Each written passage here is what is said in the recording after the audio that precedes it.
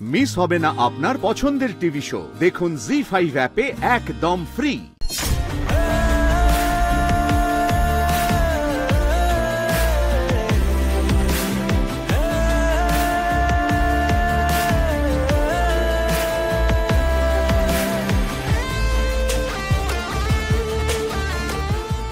চশমা, জ্যাকেট, গাড়ি, ওজন ভালোই ভারী ব্যাপার। টার্গেট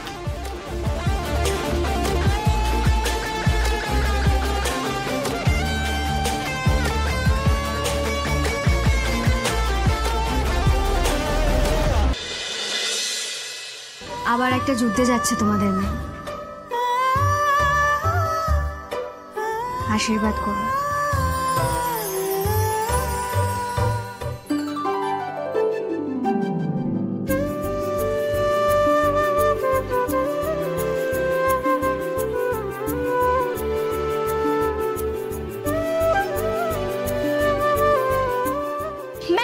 ম্যাম আমার কথাটা একটু শুনুন।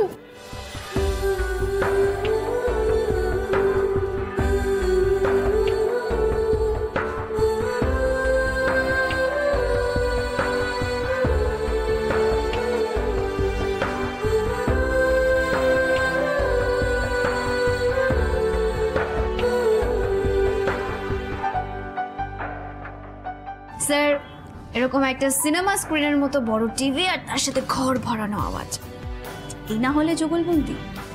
ম্যাম, আমি কিন্তু আপনাকে একদম বাড়িয়ে বলবো না, বরং আমি আপনাদের বলবো আপনারা ওই টিভিটা না নিয়ে এই টিভিটা নেন। I know ma'am, it's quite expensive, তবে আমি যেটুকু শুনেছি আপনাদের ড্রয়িং রুমের জায়গাটা কিন্তু বেশ বড়, প্রায় 30 ফিট। আমার রাইট ম্যাম? রাইট। তাহলে কিন্তু এটা বেটার হবে। আর অত বড় একটা জায়গায় আমার মনে হয় একটা সাউন্ড বারও লাগানো উচিত, আমি তো তাই মনে করি।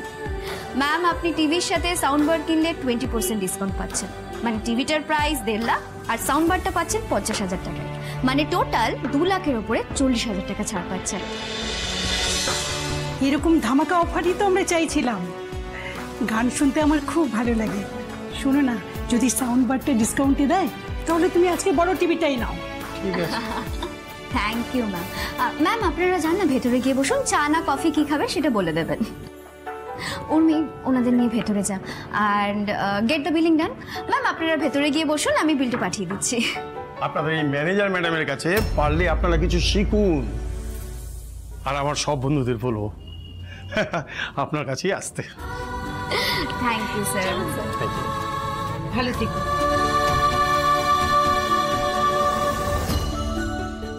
নিজেকে আবার সত্যি ম্যানেজার ভেবো না যেন। হ্যাঁ, ম্যানেজ করেছো ভালোই, কিন্তু এভাবে ঠিক ম্যানেজার হওয়া তো যাবে না। ভুলে যেও না তুমি একজন সেলস গার্ল। তোমার কাজ হচ্ছে হাসি মুখে কাস্টমারদের সামনে মিথ্যে কথা বলা। কিন্তু স্যার, কাস্টমারকে মিথ্যে কথা বলা কিংবা ঠকানো দুটোই তো এক, এতে হিতে বিপরীত হয়। আর আপনি তো জানেন স্যার, আমি মিথ্যে বলিও না আর মিথ্যে সহ্যও করি না। স্যার, একটা কথা ছিল আপনার সঙ্গে। বলছি, এবারের মনসুন ধামাকায় সব থেকে বেশি সেল তো আমি দিয়েছি, টার্গেটের থেকে অনেক বেশি। যদি বোনাস কিছু পাওয়া যেত। কি বোনাস? শোনো, তুমি কাজটা পেয়েছো এটাই অনেক। কিন্তু স্যার, আমি তো অন্যায্য কিছু চাইছি না। তুমি ভুলে যেও না শ্রী, তুমি তো গ্র্যাজুয়েট নও। তোমাকে দয়া করে চাকরিটা দিয়েছি, এর থেকে বেশি কিছু এক্সপেক্ট করো না। কাস্টমার আছে, ডিল করো, যাও। 500 জনের মধ্যে ইন্টারভিউ দিয়ে আমি এই চাকরিটা পেয়েছি, কারো দয়ে এই চাকরিটা আমি পাইনি। খালি একটা ডিগ্রি নেই বলে আমি এগোতে পারছি না।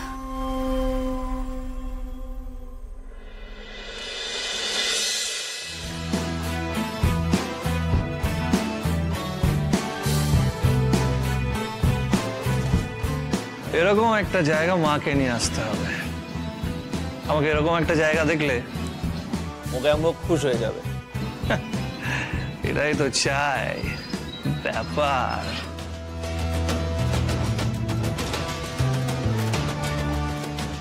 নমস্কার। আমি পৃথ্বীরাজ, ছোট করে রাজ। ভালো ভালো। উত্তর কলকাতার গুরু, মহাগুরুও বলতে পারে। কিন্তু পা সবসময় মাটিতে, যেটা বলে না ইংলিশে ফিট অন দ্য গ্রাউন্ড।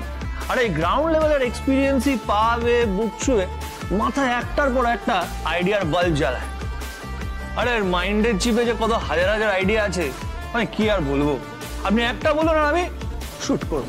আপনার বেস্ট যে আইডিয়া সেটা বলুন। বেস্ট আইডিয়া, চলন্ত হসপিটাল। হোয়াট?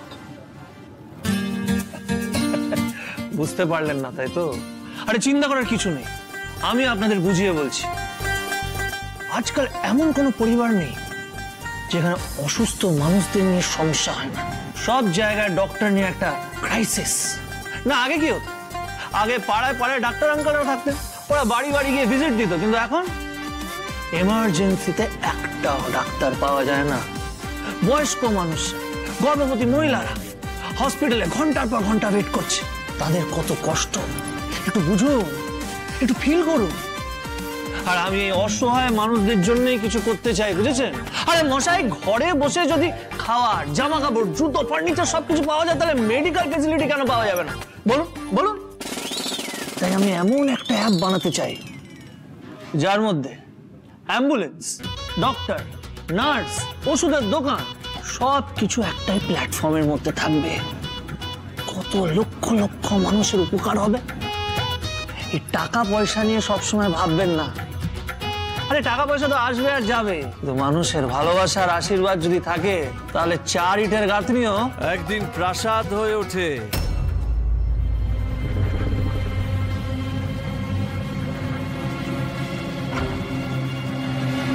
মিস্টার বাজাজ, তাড়াতাড়ি করুন, আরো ইনভেস্টররা কিন্তু বসে আছে।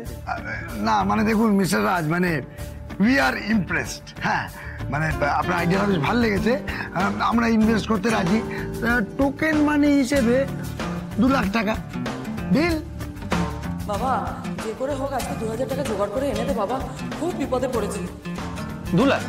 হ্যাঁ, কি যে বলেন না, এরকম একটা আইডিয়ার জন্য 2 লাখ না। আরে গাড়িটা চেনা চেনা লাগছে না?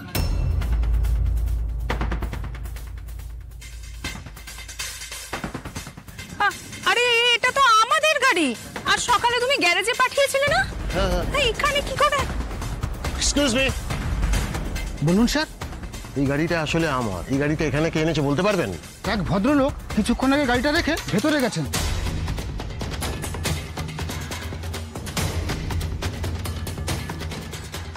আচ্ছা ঠিক আছে, তাহলে 3 ডিল। হাতে কটা আঙুল? 5টা। তাহলে 5 লাখ ডিল। হ্যাঁ, এক্সকিউজ মি।